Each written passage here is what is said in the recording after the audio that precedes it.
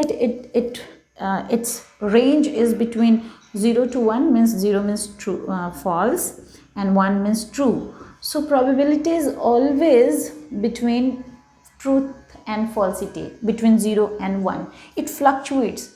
It has, means probability means that a conclusion may be probably true, means there is a probability that it may be probably true and probably false. I don't feel like this is a correct version to pronounce it, but let me see how we can use it. Like we can say that when actually we are claiming anything about our conclusion, but anything cannot be said like, you understand like this, that if you are making a claim and you say that this conclusion is true, so actually we are talking about the truth of our conclusion. But in inductive argument, the number of cases, the number of evidences in the support of the conclusion will make that claim strong. So means as much as evidences we will be having, our claim would be stronger.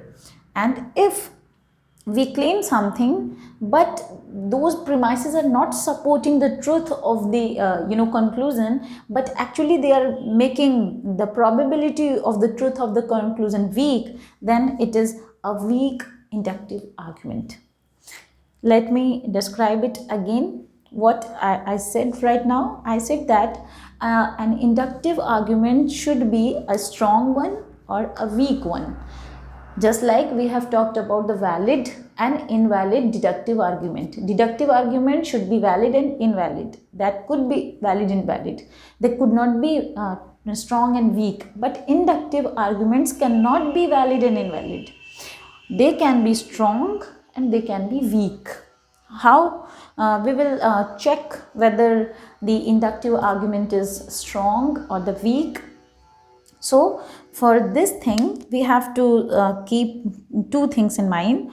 The one is that premises, 1, 2, 3 or so many, if premises are giving a support to the probability of truth,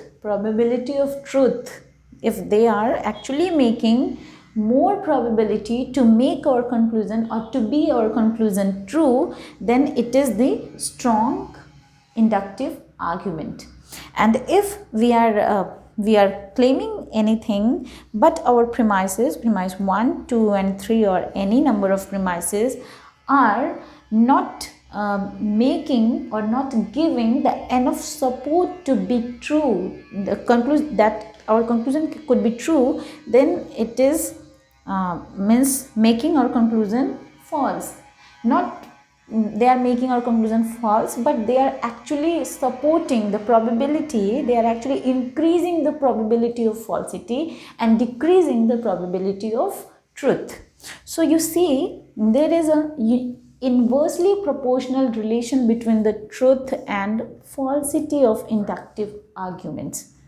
Inversely proportional means we give like this a symbol, they are inversely proportional. It means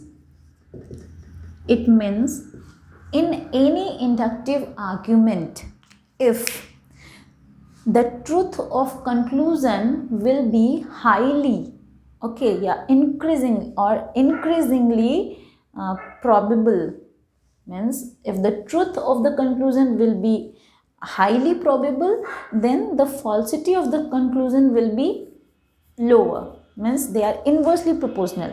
If this will be increased, then this will be decreased.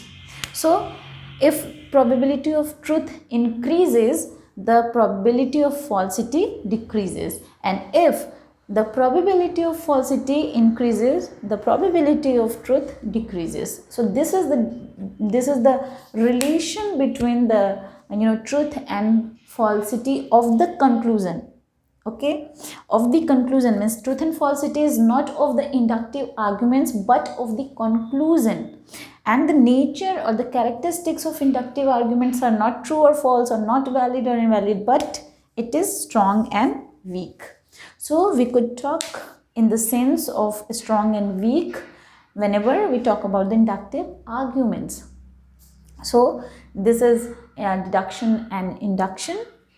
So if in one line I'll ask you what is deduction and what is induction, or what is deductive and inductive arguments, what would be your reply? That will be discussed in our interactive session.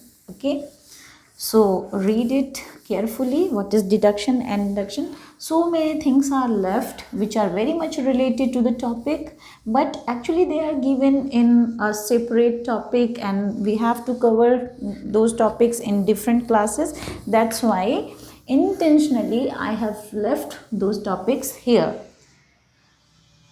But they are so much important, because without those conceptions, without those things, we cannot understand deductive and inductive arguments properly. And those are the truth and validity, those are the probability, possibility. I have indicated a little bit here, but for the detailed things and for the complete scene, we will be having different class. So this is enough for today's class. If you have any question, drop it in comment box or just message me in WhatsApp group, or we will take those questions in our interactive session. So thank you. If anything is left unintentionally, then we will clear it out in our interactive session. Okay, thank you. All the best. Bye.